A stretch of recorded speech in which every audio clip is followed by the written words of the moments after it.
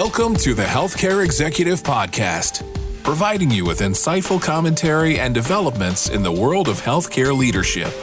To learn more, visit ache.org. And without further ado, your host. Hello again, everyone. Welcome to the Healthcare Executive Podcast. Our guest today is digital health transformation expert Julius Bogdan. He is Vice President and General Manager of the Digital Health Advisory Team for North America at the Health Information and Management Systems Society, also known as HIMSS. In his role there, Julius is responsible for the growth of HIMSS analytics portfolio adoption, revenue growth, and channel strategy, while cultivating relationships across the provider, payer, and public sector health landscape. Before this, Julius served as head of data services, analytics, and data innovation for SLC Health, a multi-hospital health system serving Colorado and Montana. Julius started his career at Microsoft, where he spent 16 years immersed in leading high-performance teams, building innovative solutions, and expanding the boundaries of what can be achieved across several industries. He also advises several startups and early-stage companies in healthcare and finance on technology trends, architecture, market analysis, and go-to-market strategies. Julius earned his MBA in finance from Indiana University's Kelley School of Business and received a master's in global management and international management from the Thunderbird School of Global Management in Phoenix. He also graduated from the University of Kentucky with a bachelor's degree in computer science. He is a member of the American College of Healthcare Executives. He is also a Lean Six Sigma Green Belt and a certified project management professional. Julius, with that introduction, welcome to the Healthcare Executive Podcast. Well, thank you. And thank you for having me on today. All right. You are ideally qualified to talk about today's topic. We're talking about the growing use of artificial intelligence to improve care management, quicken diagnoses, and streamline clinician workflow. It is a fascinating area and one you provided expertise on in the Healthcare Executive Magazine feature story, True Intelligence, Where AI is Working Today, which appears in the September-October issue. So let's get right into it. Diagnostic imaging, population health management, and remote patient monitoring applications are just some of the few. So where else are you seeing AI? Where else do you expect it to emerge in the short term? Yeah, so there are lots of different applications that are starting to emerge for AI. Three kind of areas that I'm seeing emerge right now are not necessarily specific to just provider space. So for example, a lot of organizations and even in the consumer market are clamoring for more health and wellness type of support throughout multiple industries, and we're seeing a proliferation of health tracking and wellness applications. I mean, there's been an explosion in health and wellness programs across the corporate landscape, in healthcare, in consumer demand for them. And so we're seeing a lot of these coming to market. A lot of them have some solid research behind them, really designed to improve people's health and wellness. One of the statistics that I used to quote was that 2/3 of a patient's or a person's health and wellness is derived outside of our healthcare system, right? And so how do we address that from a consumer or from a patient perspective? And these health and wellness apps are trying to help fill that void. At the very least, what they're doing is helping guide, answer some kind of basic questions, and route patients or people to the appropriate resources to help with their mental health, to help with their nutrition, to help with their exercise and fitness goals, so on and so forth. So that's one big area that has emerged. It started prior to the pandemic, and through the pandemic, we're seeing an increase in that. Another area that we're seeing emerge is health inequity, right? Or health equity. Advancing health equity needs a multifaceted approach that really, relies on data, analytics, and AI. That's really, the crux of how to help understand and achieve better health equity. Right? You have to start with understanding the inequities and disparities that exist today, which involves a lot of aggregating, mapping, transforming, and understanding disparate data sets to get to those insights. And that's where AI can really come into the picture to help identify the why, the drivers of those inequities and disparities, and help kind of create a path on how to solve those. The challenge lies in, the deeper understanding of the data, right? At this point, that's, the first step. And AI really can help do that. If you don't understand where you are, with your data, with where you are with these health disparities, overlaying AI on top of what you're already doing can actually be detrimental in amplifying those inequities and disparities. And we'll talk about that later on. And then the third area that we're seeing, again, out of necessity, especially to help with the current challenges that we have around turnover and burnout, is better workforce management, right? This is everything from, patient scheduling, smarter patient scheduling, utilization management, prioritization, et cetera. AI can help healthcare organizations more effectively use the resources that they have, manage burnout, improve communications, both internally and with patients, reduce medical errors, and prioritize work on a coordinated level that previously was not possible. And, again, AI is kind of at the heart of that. So those are kind of the three areas that I see, in addition to what I mentioned in the article, that are emerging and are starting to be implemented now. Yeah, and as AI develops and evolves, and we're going to talk about some of the growing pains, some of the limitations, and you just started talking about some of the benefits that organizations are seeing, like burnout management. What are some of those other things that organizations who are implementing it are really seeing as benefits? Yeah, so it kind of gets back to the crux of the sweet spot for AI today. In those three, again, distilled down to three areas, are population health management, the ability to aggregate and analyze data to proactively identify and prevent risk, close preventative care gaps on the ambulatory side in conjunction with the acute side, better understand how clinical, genetic, behavioral, and environmental variables impact the population. That's really kind of where one of the sweet spots for AI today is. Organizations can provide more personalized, data-driven care while optimizing their resources and utilization, ultimately driving better patient outcomes, right? So that's kind of, a great place to start. On the operational side, better performance and operational efficiency. AI can improve throughput and efficient use of resources, whether they be staff or facilities, by prioritizing services based on patient acuity, resource availability. It can improve for your provider organizations revenue cycle performance by automating and optimizing workflows. The things that are kind of manual processes that are it take a lot of time. Things like prior authorization claims and denials, forecasting, what that hit is going to be to your finances, automating routine and repeatable tasks, which there's a lot of on the rev cycle side of the equation for hospital systems, and allowing HR to manage and deploy resources where they're needed most, and plan for that, right? Predict where those are going to be and plan for it. So better operational performance and efficiency. And then clinical decision support. I mean, AI is primed for being able to detect patterns within data much faster and much more efficiently than clinicians or people can. So in terms of clinical decision support, they can help identify risk exponentially faster and much more accurately than traditional workflows.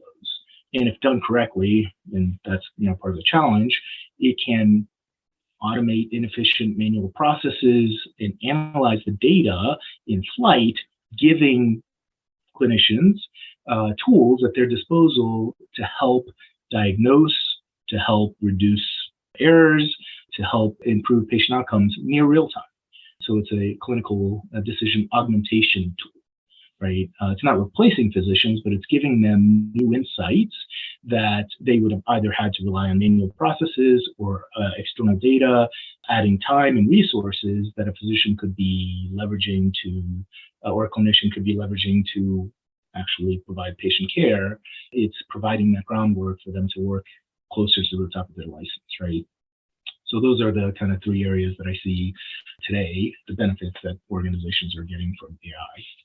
Okay, I'm going to have you expand a little bit because you were talking about outcomes there, but talk a little bit how the use of AI would change clinicians' interactions with patients. Okay, so clinicians' interactions with patients traditionally and today are kind of limited to the patient visit, right? Whether that's virtual or whether that's in person. And then, if hospitals, and most hospitals today have implemented some form of patient portal, maybe they've implemented a email communication channel with their physician, but again, that's kind of more advanced if you want to put it in today's terms. I think there's a robust opportunity for AI to help improve communication, not just between physician and patient, but system and patient and physician, and so on and so forth. Chatbots have been utilized in other industries for customer service, kind of across the continuum, so to speak. And I think there is a place, and a lot of health systems are starting to implement those for rudimentary questions. But imagine if you can integrate that with a clinical decision support system that can provide insights into the patient's care. So you've gone through a procedure, you've been discharged, you get a packet of information upon discharge. You have questions about that, right? You have, what do I do next, or what am I supposed to do in conjunction with this, right? Some of it's outlined in the literature sent home with you in a printed packet. And what if you had a guide to help where you can, ask questions and they can route you to the right people or provide some answers? That's what chatbots, I think, can be really impactful in that interaction. And that's not specific necessarily, with a physician or a clinician, but it's informed and, by a clinician or by research or whatever it happens to be, right? So that's, kind of step one. Step two is, as we aspire to get to person-enabled health and wellness, putting more information, and not just information, but insights into a patient's hands to take more control over their health and well-being and decisions supporting that, the better off you're going to be. So, instead of just putting out a visit summary into your patient portal, what if you had AI take a look at that after summary report, what was recommended, diagnosed, correlated with other information based on, potentially nutrition or an exercise regimen or whatever it happens to be, that they can interact again through the chatbot potentially with that and get this further insight and information into their health and well-being versus just what happened and here's a summary of what happened, right? So that's kind of the future, I think, of patient interaction with health systems, going forward.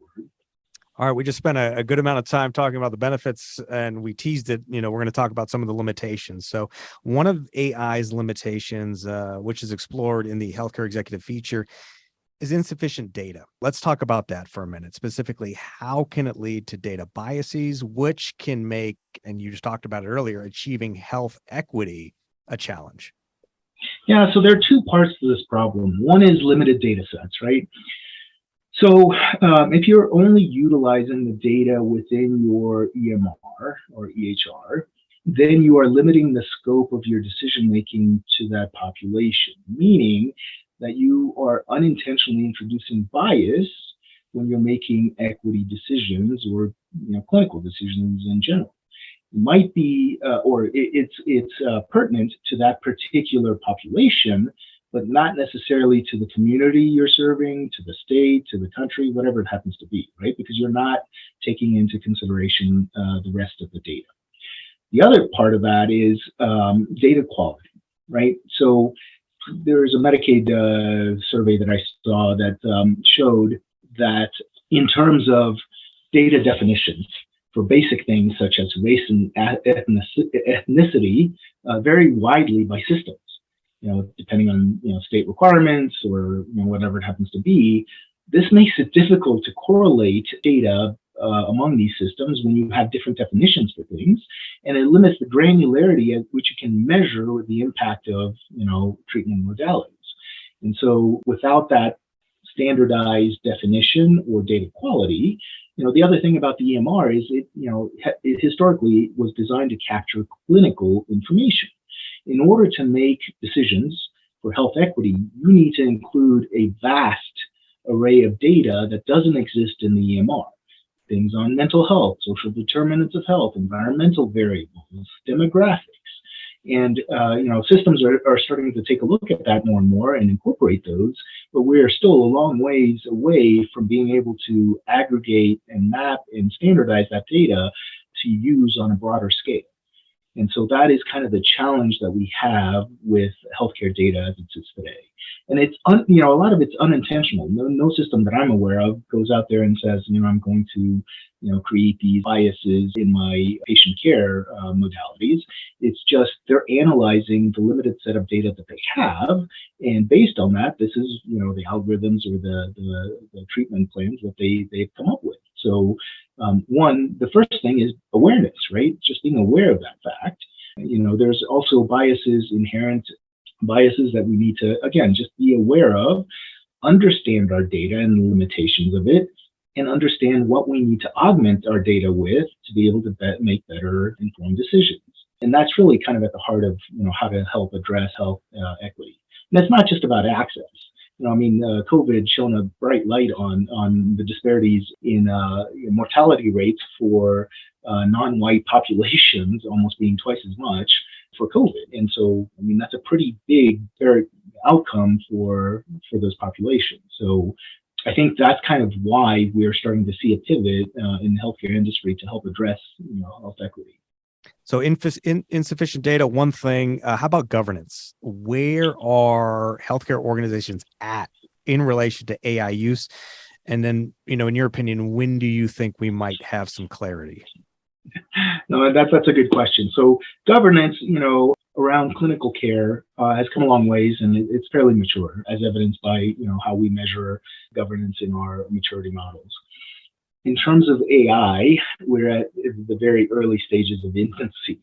Most organizations do not have governance specific or addressing AI, even though that they're currently using AI in some form or other through third parties, through your Optums, Premiers, other vendors that are utilizing AI. And again, having the awareness of the need for governance for AI. And I think that there needs to be some sort of regulatory framework that systems can adopt in order to help progress governance in this area. In the absence of that universal framework, whether that comes from the industry or from government bodies, whatever it happens to be, there are key pieces that organizations need to be mindful of and either address through some sort of governance body that I think are critical or important. These include aligning organizations' compliance and legal programs to incorporate AI, right? What happens, if AI makes a particular diagnosis or a treatment recommendation, who's liable for that? What are the legal bases for those AI decisions and decision support, right? One of the biggest impediments to adoption of AI in healthcare is trust, right? Either trust from a patient perspective or trust from a clinician perspective.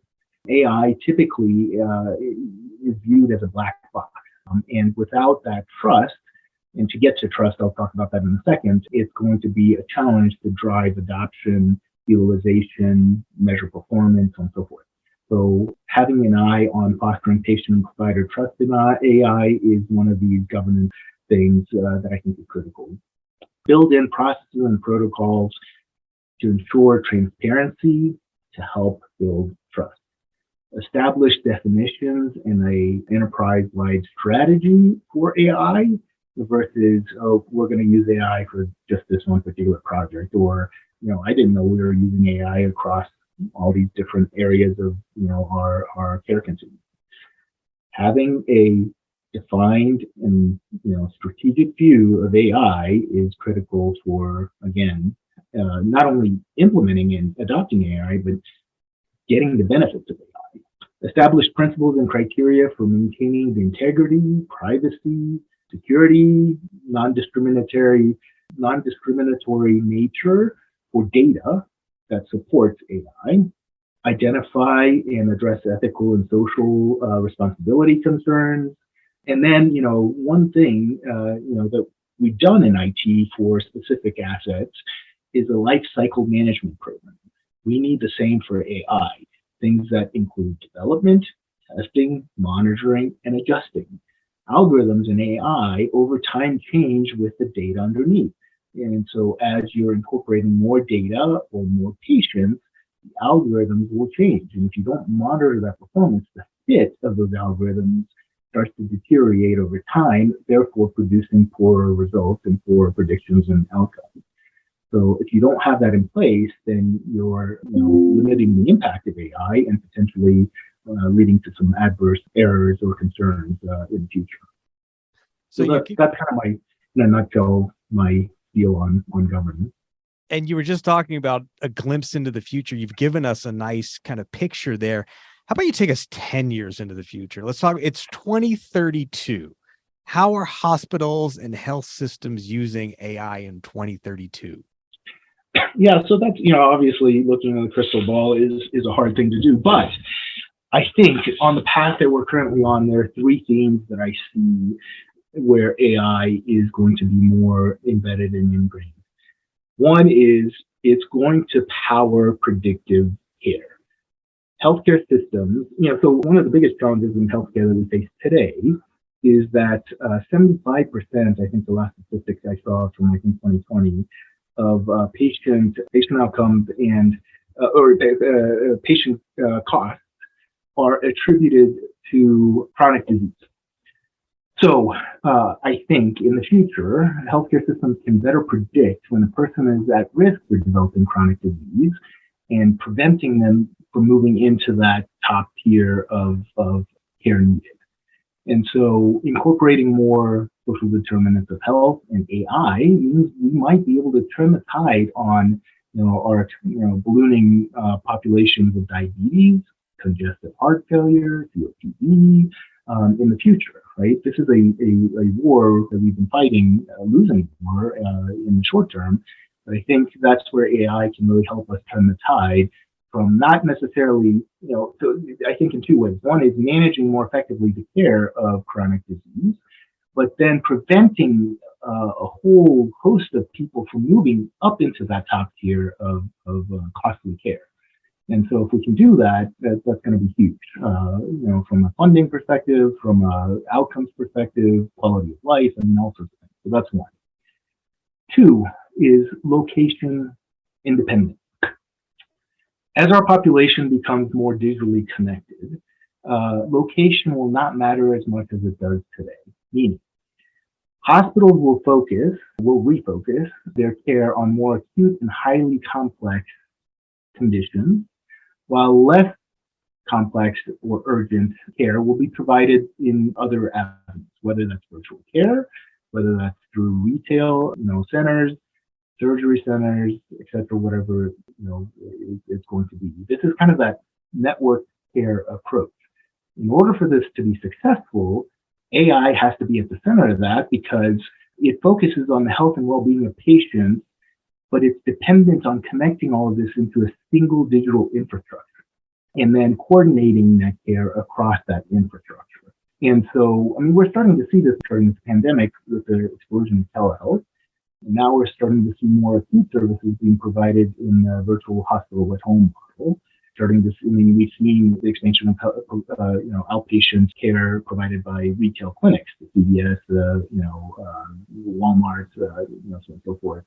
And so how do you connect all of that together to provide patient care at where the patient is versus having them travel potentially hundreds of miles to a facility to receive that care?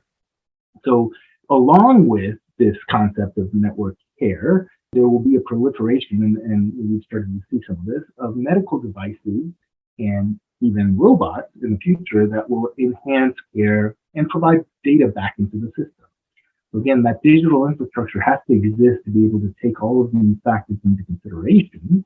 And AI is critical because it helps identify patients at risk in that continuum, monitor supply and demand, improve efficiency and effectiveness of care, utilization of those resources, all of that in that network care model versus what we've had traditionally, even today, today we have kind of the hub and spoke where we have the hospital, at the center of this model, connected by all of these regional clinics that feed into that kind of acute center. That's kind of a step in the right direction, but I think as consumers are reshaping other industries, they're going to reshape healthcare as well, and they're going to want care at where they are, whether that's whatever channel that they potentially choose. But again, in order to coordinate all of that, we have to be able to. It adds a lot of complexity that we have to manage, and data. Again, healthcare has become kind of a data industry with the advent of EMR, EHR. How do we correlate, aggregate, and personalize care based on all that data that we are now collecting? And then the third piece is inexperience, right? So patient and clinician experience. There's a study that the NHS did that shows that there's a clear link between patient experience and health outcomes. One of the kind of, I don't want to say unsung, but one of the areas that hasn't been, in my opinion, delved into as deeply as it should is patient experience. And patient experience is tightly correlated to clinician experience. Experience is improved when people have more control over their care and ability to make more informed and better decisions about their care.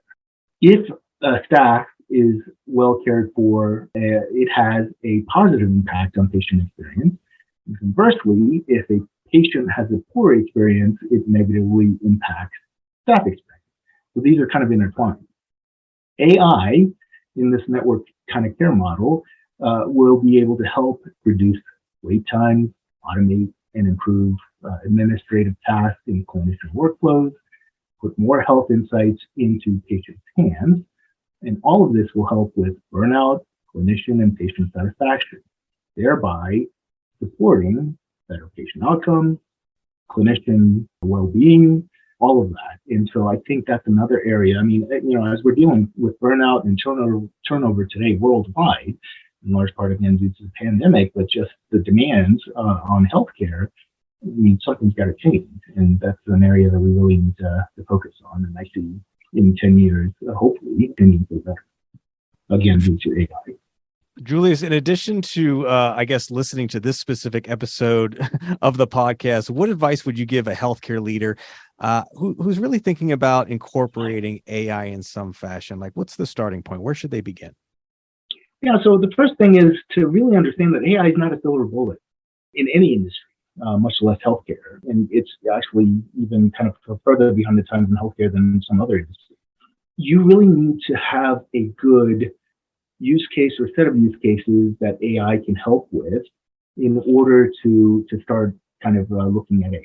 It's not a peanut butter approach where, we'll just bring AI in and it's going to help us solve X number of problems. That's not how it works. If you have specific problems that AI is, tailor-made for, automation, clinical decision support. For example, a lot of EMR vendors are implementing algorithms to help improve bed turnover capacity or manage readmission rates or improve, early sepsis detection. Those are the things that AI is, really good at. And I think that's a good starting place to take a look at. Do those map to the key initiative of my organization, and how do we bring that in? Hire resources and experience with AI. As much as AI is relatively new, there is obviously a lack of AI understanding and knowledge and resources. Hiring a good team or resources to help with that journey is critical. AI is heavily dependent on data. If you do not have a solid data foundation, then your AI projects are almost destined to fail. So make sure you have a good data foundation in terms of architecture, integration, data governance. These are all foundational pieces that you need to have in place before you even decide to take on AI. The other key thing is AI historically in healthcare has come up through the IT organization.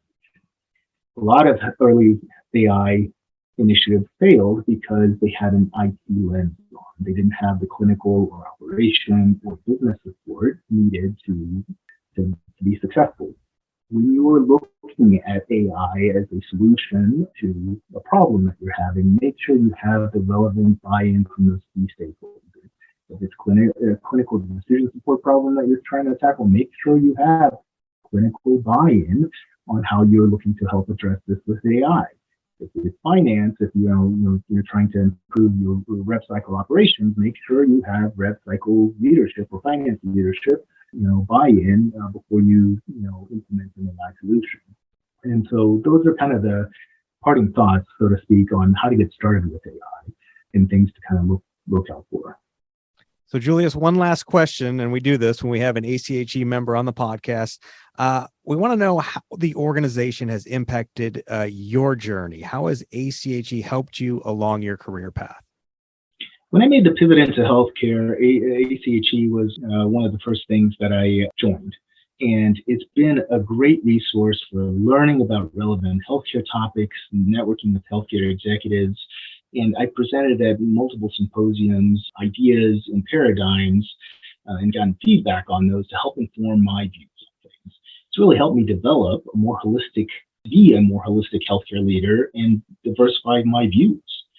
That's really the value that I found in ACHE, and continue to partner and engage with ACHE. Well, fantastic. Julius Bogdan is Vice President, General Manager of the Digital Health Advisory Team for North America at HIMSS. Julius, it's been a pleasure. Thank you so much for joining us. Thank you. Thank you so much for your time. It was a pleasure speaking to your audience.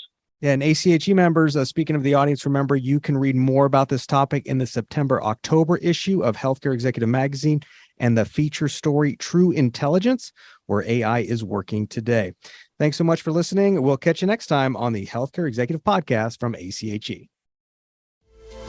This has been the Healthcare Executive Podcast, brought to you by the American College of Healthcare Executives. If you've enjoyed the show, please consider rating and reviewing on iTunes or your podcasting app of choice. And for more information, find us online at ache.org.